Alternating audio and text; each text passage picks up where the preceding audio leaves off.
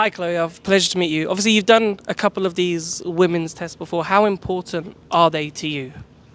Yeah, for me, it's just a really good opportunity to get more seat time in a very unique car. Of course, Formula E is kind of a whole different style of motor racing, so yeah, it's really nice to just be able to get the experience. Yeah, and obviously you've driven with Andretti before. You're now here with Mahindra. How are you finding how different teams operate in the paddock and learning how Formula E operates kind of as a series? Yeah, I mean, I kind of just admire the professionalism of everybody. Yeah, I think it's been a really good learning for me to be able to work with two different teams in Formula E.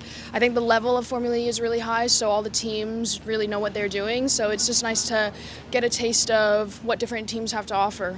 Yeah. In terms of that progression for the women's test, because obviously we've done a couple of these now, like where would you like it to go for the future so you actually have more opportunities to potentially get a race seat?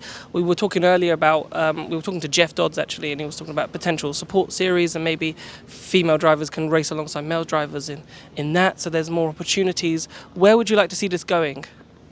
Yeah, I mean, it would be really nice to see myself in a full-time race seat in the future at some point. I think Formula E is very unique in that it doesn't have any direct support series, so it's a little bit of a different way that you get into Formula E compared to some of the other series such as Formula One or IndyCar. So I think, yeah, if Formula E had its own support series, I think that would definitely be a really good opportunity for not just us women, but also other rookies who are trying to get a seat in Formula E.